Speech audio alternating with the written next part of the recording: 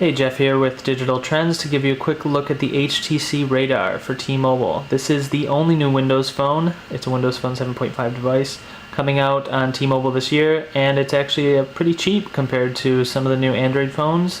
It's $100 with a 2-year contract. There are some quite a few sacrifices being made for the lower price, but one of them's not design.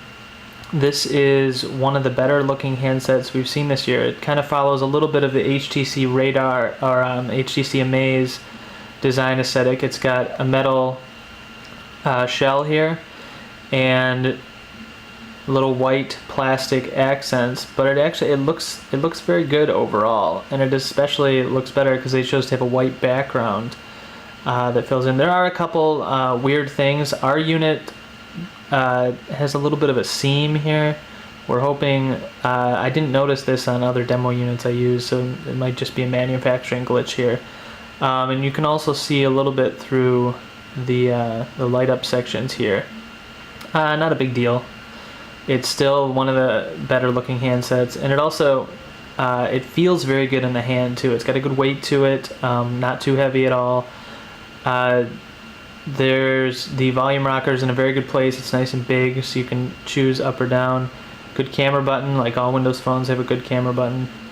And the power button is nice and big and thick and placed in a good location as well, which is different than a lot of the phones coming out today. Like here we have the Droid Razr, which has a very small volume and power button there.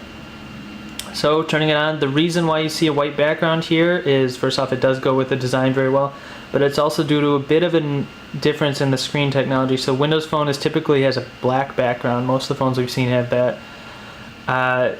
Here is the Nokia, the Samsung Focus Flash, which just came out. And this has a Super AMOLED screen, so the blacks in the Windows Phone menu look very good, very good. If you were to put the background on white on a Super AMOLED Plus screen like the Samsung phones, it doesn't look so good. The opposite is true of LCD screens, which is what this HTC Radar uses, and it actually looks a lot better with the white background than it does with a darker background. I don't know if you'll be able to see. I can try switching it here. It actually looks pretty good on the video. In person, it looks okay. It looks pretty good. It just doesn't get quite as dark as the Super AMOLED screen, so it just doesn't look as good. I think the whiter screen does look better with the color of the handset. Took a little getting used to. Windows Phone with a light background. Hopefully they'll enable custom backgrounds pretty soon. Other than that, the interface is very good. Typical Windows Phone interface, completely customizable. You can make your own live tiles. These are called live tiles because they actually are half shortcut, half widgets. So they animate. They'll show you how many emails you got, how many messages you got, calendar events. Your picture album will show recent pictures, things like that. They can do any number of things. Weather widget will show the weather. Very cool concept, and you can pin almost anything to this start screen. And when you scroll over here, you've got your list of menu items. Windows Phone is kind of getting a bad rap, or just no rap at all. People just don't really pay attention to it. I'd say it's a lot better than Android right now. We haven't played with Ice Cream Sandwich very much, but it's a really nice interface, especially when you get to the Zune interface with full podcast support and music support and all that. So on the inside, one of the deficiencies of this is that it's pretty much running last year's specs. It's got a 1 gigahertz processor, half a gigabyte of RAM. The camera is a pretty good it's a HTC camera, so it's very good, but it's only 5 megapixel. The front camera is only VGA, so that's 0.3 megapixel. if you're counting. I'll show you a few quick pictures if I can pull it up that we took. It's got a very good camera. You can see some pictures of my place. There's an outside picture that's with the flash, window light, outdoor pictures. There's of another phone.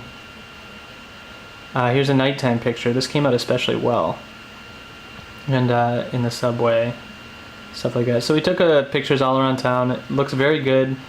Autofocus is a little slow because it is kind of an older camera. It seems like about HTC's last year's model or something that they put in the camera there.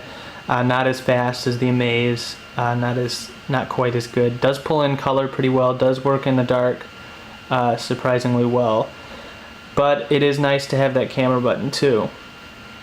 So overall, I guess the only other deficiency, and I keep using the word deficiency, which is strange, is you can't get to the battery, and there's no micro SD card. So there's no expandable memory. It has 8 gigabytes of memory inside, and you can't replace the battery.